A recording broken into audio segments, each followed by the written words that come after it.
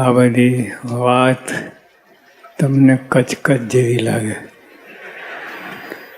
કેટલી વાર પિસ્ટિપેશન થયું, વારે વારે આ સભામાં આવો એટલે આ જ વાત થાય. પણ જે સંસ્કારો છે ને એ ધડાવવા જોઈએ. વારે વારે વાત સ્મૃતિપટ ઉપર લાવવી જોઈએ, કેમ કે કુસંગ તો ભરપૂર છે. અને કુસંગ જનક રાજાને પણ મહારાજે વાત કરી કે જનક રાજાએ પણ કુસંગ ના કરો. હવે તો કેટલી ઉચ્ચ સ્થિતિ હતી, જનક વિદેહી કહેવાતા, પણ તો એટલે કુસંગ એક જરા કુસંગ તમને લાગે ને બધું નાશ થઈ જાય. અને એટલે એની સામે આ પડકાર કરવા જોઈએ. સંસ્કારની વાત અને યુવકોને પ્રેક્ટિકલ કરવાની વાત, અમલમાં મૂકવાની વાત, આ બધું જ કરાવવું પડે. અને પછી જે ચોટ લાગે એ ખરેખર સિંહ સંતાન થઈ જાય. અને પછી જરાય હાલે નહીં, નિયમમાં ધરતા રહે. એટલે આપણે અને જેવા ઈશ્વરચંદ્ર સ્વામી વાત કરી કે આ લોકના યુવક મિત્રો રાજી કરવાથી શું થાય. દામની દ્રષ્ટિએ ગણીએ તો 100 રૂપિયા આ યુવકોને, તો આ મિત્રોને રાજી કરાય 100 રૂપિયા, અને ભગવાનને રાજી કરાય તો અબજો રૂપિયા. તો દેખાય ચોખ્ખું દેખાય. એટલે આપણે આ બધા આ લોકના મિત્રો એની રીતે બરાબર છે.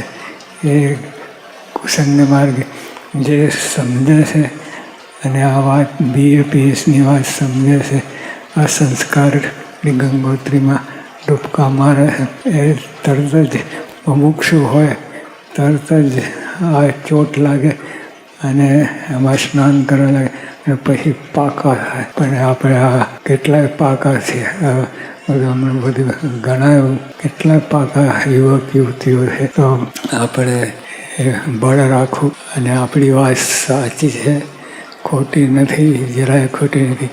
શાસ્ત્રી મહારાજે કેવું જ્ઞાન આપ્યું કેટલું. અને શાસ્ત્રી મહારાજ ન હતા તો આપણે કોઈ હતા જ નહીં. શાસ્ત્રી મહારાજે ખૂબ એ અક્ષરા હિમાયતી ખરેખર અક્ષર એને હૃદયમાં એટલું બધું દ્રઢ હતું. અક્ષરની વાત જ્યાં આવે ત્યાં એકદમ ચમક આવી જાય. અને ચમક તો બધી હતી.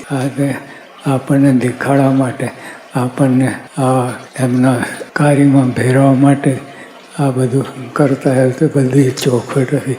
શ્રીજીમાના ધારક હતા એટલે અમને કોઈ પ્રશ્ન હતો, પણ આપણને એમના કાર્યમાં ભેરવવા માટે આ બધું કાર્ય કર્યું. એટલે આપણે આ વાત સહેલી નથી. આપણે આ વાત નિયમ પાળવા એ બધા કડવી જ વસ્તુ છે. નિયમ પાળવા, ઉપવાસ કરવા, ને આ કેટલા યુવકો બધા નિયમ પાળ્યા, ઉપવાસો કર્યા છે. અને આ કળિયુગમાં હોય. આ કંઈ રસ્તાના હોસ્ટેલો બધી ઘણી છે, હોસ્ટેલો, પણ આપણા યુવકો હોસ્ટેલમાં, જો નડિયાદ હોસ્ટેલમાં કેટલા બધા જોવા જઈએ તો બધું ઉપવાસ ને હા ને ધારણા પણ આ યુવકો કરે, કોઈ દિવસ બને નહીં.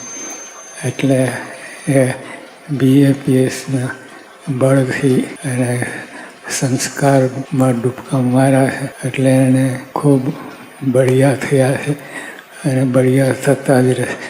અને પાક્ય પાયે બધું આખું સમાજ, ચારિત્રવાન સમાજ ઉત્પન્ન કરો. ચારિત્રવાન બનો. પહેલાં આપણે બનીએ નહીં તો બધું ઢબળકું. એટલે પહેલાં આપણે સંસ્કારી બનીએ, ચારિત્રવાન બનીએ, અને પછી